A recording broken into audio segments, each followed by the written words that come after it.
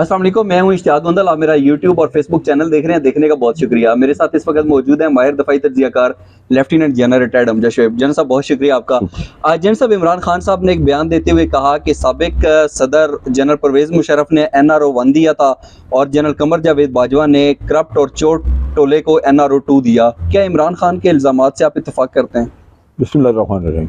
देखिए, जहाँ तक NRO 1 का ताल्लुक है वो तो बिल्कुल वाज़ेह है, उसमें तो कोई शक व शुबा ही नहीं, क्योंकि जनरल परवेज़ मुशर्रफ उस वक्त चीफ ऑफ आर्मी स्टाफ भी थे और सदर भी थे, तो सारा इख्तियार उनके पास था। जो अभी का है ये इसमें थोड़ा शक व शुबा इस वजह से है कि general Bajwa chief of army staff थे, तो ऑल इन ऑल नहीं थे।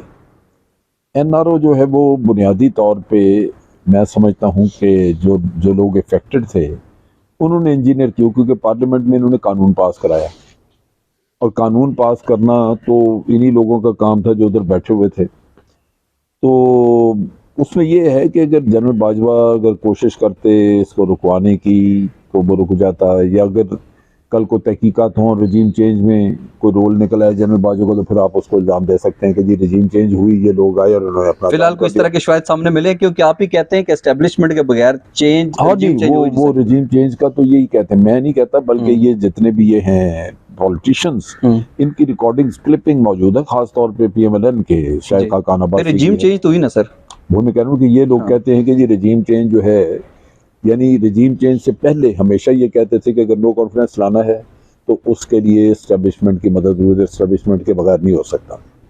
जब ये रजीम चेंज हो गई तो अब वो ये कहते नहीं, ये तो हमने लोगों के ज़मीरी इस तरह थे, वो समझते थे कि इमरान खान डिलीवर नहीं कर रहा, और वो अब वो अपनी बात से मुकर रहे हैं। जबकि मैं ये समझता हूँ कि पहली वाली बात दुरुस्त थी।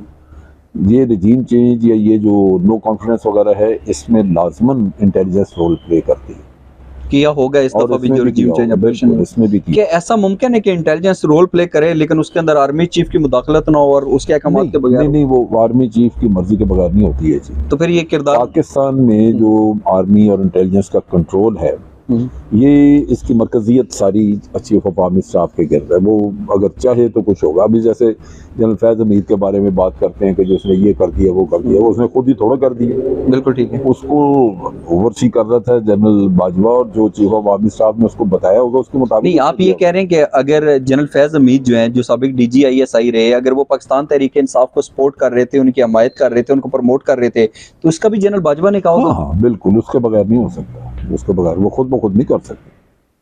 जनरल बाजवा ऐसा हो सकता है कि जनरल फैज हमीद को कहेंगे PTI को सपोर्ट करो, किसी और जनरल को कहो कि तुम नून लीग को सपोर्ट करो? नहीं, ऐसे नहीं होगा, ऐसे नहीं। मुझे यूं लगता है कि एक वक्त पे जनरल बाजवा PTI को सपोर्ट कर रहे थे, ठीक है, इलेक्शन में भी इन लोगों ने मदद की, जब भी नो कॉन्फिडेंस वगैरह का कोई किस्सा आया तो उन्होंने हेल्प की। जब पहले मसलन सेनेट के चेयरमैन के खिलाफ आया, लेकिन बाद में किसी स्टेज के ऊपर हो सकता है कि इख्तलाफात हुए हों, ऐसी चीज़ आई हो कि जी इमरान को छोड़ के तो दूसरी साइड को पकड़ लिया। सही। लेकिन ये दूसरी साइड वाला जो है ये एक फेलियर है, अगर किया है तो ये फेलियर है इस लिहाज से कि ये नुकसानदेह साबित हुआ है, हर तरह नुकसानदेह साबित मुल्क के लिए। जनरल साहब ये बताइए कि जब से जनरल आसिम मुनीर पाक फौज के सिपह सलार बने हैं, तो उसके बाद जो फौज का किरदार था, ये जो फौज की पॉलिसी थी, उसके अंदर आपको कोई तब्दीली देखने में नजर आ रही है या बिल्कुल वैसी ही चल रही है जैसे जनरल बाजवा के दौर में? वैसे ही चल रही है, कोई तब्दीली नहीं है, मेरा नहीं ख्याल कोई तब्दीली। ये हो सकता है कि जनरल बाजवा मसलन अगर कोई चीज़ें बड़ा एग्रेसिवली परसू कर रहे थे तो आसिम मुनीर हो सकता है उतना एग्रेसिवली ना कर रहे हों, लेकिन पॉलिसी एज सच जो है उसमें तो मुझे कोई तब्दीली नजर नहीं आती, और बजाहिर ऐसे इम्कानात भी नहीं नजर आ रहे। कोई ऐसी चीज चेंज हुई ही नहीं। सही, तो फिर तो पाकिस्तान तहरीक इंसाफ की जो मुश्किलात थी या मसाइल थे वो तो कम नहीं होंगे?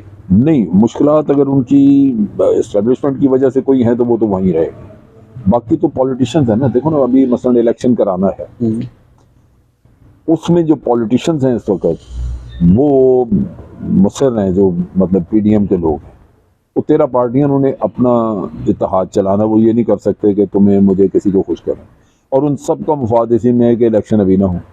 उसकी वजह कि उनको नजर आ रहा है कि इलेक्शन हुए नहीं तो हार जाएंगे तो खत्म हो जाएगा सारा कुछ। वो ये चाहते हैं कि भाई अगर आगे 8 से 7 6 7 8 महीने मिलते हैं तो वो उसका मजा क्यों ना लें, फायदा क्यों ना लें।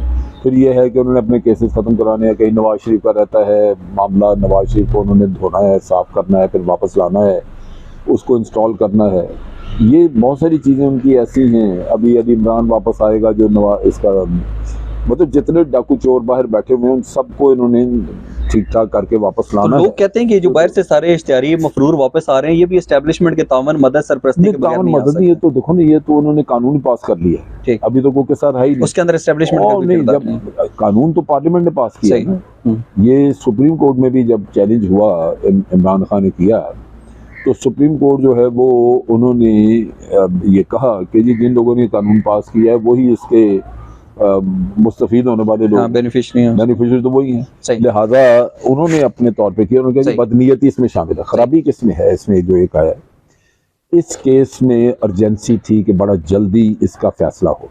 सही। सुप्रीम कोर्ट जो है वो उसको लटका रहा है तारीख पे तारीख। उससे बाहर एक इंप्रेशन ये मिल रहा है कि इंतजार किया जा रहा है कि सारे जब हाथ पैर अपने धो बैठे हैं, साफ कर बैठे हैं, सही। फिर अगर इसको, क्योंकि कानून है तो बेशर्मी वाला, इंतहाई घटिया, ठीक। और मतलब इस कानून से खबासत टपकती है हर लिहाज से, जो इन्होंने तब्दीलियां की, सही। तो उस चीज़ को अगर जहन में रखें तो ये तो कानून अगले दिन ही ख़त्म हो जाना चाहिए। लेकिन ये इसको जो लटका के रखा हुआ है, अभी फिर कोई तारीख, फिर आगे तारीखें, फैसला कोई नहीं, सही। तो उस वक्त तक ये सारे अपना फारूक होके आ जाएंगे, बिल्कुल सही। मामला सीधा हो जाएगा, तो वो मुल्क का नुकसान है। आप पे होना ये चाहिए था कि फैसला अगले दिन ही किया जाता। बिल्कुल सही। आपने क्लियर कर दिया कि अगर कोई ये कहता है कि ये जितने इश्तिहारी मफरूर वापस आ रहे हैं इसके पीछे एस्टेब्लिशमेंट है, वो गलत है। नहीं, वो उसकी तो, वजह आपने बता दी, जो वो तो कानून बिल्कुल, वो तो अपनी कानून सही। जैन साहब, एक आखिरी सवाल, इत्तलात हैं, बहुत सारे लोग इसके ऊपर दावे कर रहे हैं, बहुत सारे लोगों ने इसके ऊपर वीडियो क्लिप शेयर किए कि जो मौजूदा आर्मी चीफ हैं जनरल आसिम मुनीर, वो 2 दफ़ा अरशद शरीफ शहीद की वालदा से मिल चुके हैं। इस हवाले से आपके पास क्या मालूमात हैं? मुझे उसका कोई इल्म नहीं कि वो मिले हैं या नहीं, क्योंकि ये मैंने इधर उधर ही मीडिया में जो यूट्यूब पे क्लिप्स हैं वो सुनी देखी हैं, और हो सकता है वो कोशिश कर रहे हैं उसकी वालदा को पैसिफाई करने की कि जी ये बाद लोग कहते हैं कि जिन लोगों पे इल्ज़ाम है उनको भी साथ लेके गए हैं जिन पे वो इल्ज़ाम धर रही हैं, लेकिन ये कोई तरीका नहीं है। अगर इस तरीके से मुलाकात हुई है तो ये तरीका नहीं है। ये तरीका नहीं है, ये कोई ऐसी बात नहीं है। उसमें हर चीज़ जो है वो तहकीकात की बुनियाद पे ही उसका फैसला होना चाहिए। अगर किसी को एक मकतूल यानी जो कत्ल हुआ और शरीफ उसकी माँ को अगर किसी पे शक है, वालदा को, तो वो शक दूर तब होगा जब शवाहिद तो तहकीकात जो है वो फैसला कर दें, वरना उसको मैं ले जाऊं, किसी को आप ले जाएं या कोई और ले जाए, फायदा नहीं है। तो उसका फायदा नहीं है, क्योंकि उसमें उसके शकूक व शुबात दूर नहीं होंगे। सही। वो वहीं कायम रहेंगे। आप कह रहे हैं कि अगर ये मुलाकात हुई भी है तो इसका कोई फायदा नहीं होगा, नहीं, नतीजा साबित होगा। फायदा होता ये नहीं, लेकिन मेरा कहने का मकसद ये है कि ये कोई तरीका नहीं, ये दुरुस्त नहीं है, ना मुनासिब अमल कह रहे हैं। जैन साहब, बहुत शुक्रिया आपका। जी नाजरीन, आज का व्लॉग आपने देखा, देखने का बहुत शुक्रिया। इस चैनल पर सब्सक्राइब जरूर कीजिएगा। अपना बहुत सा ख्याल रखिए। अल्लाह हाफिज़।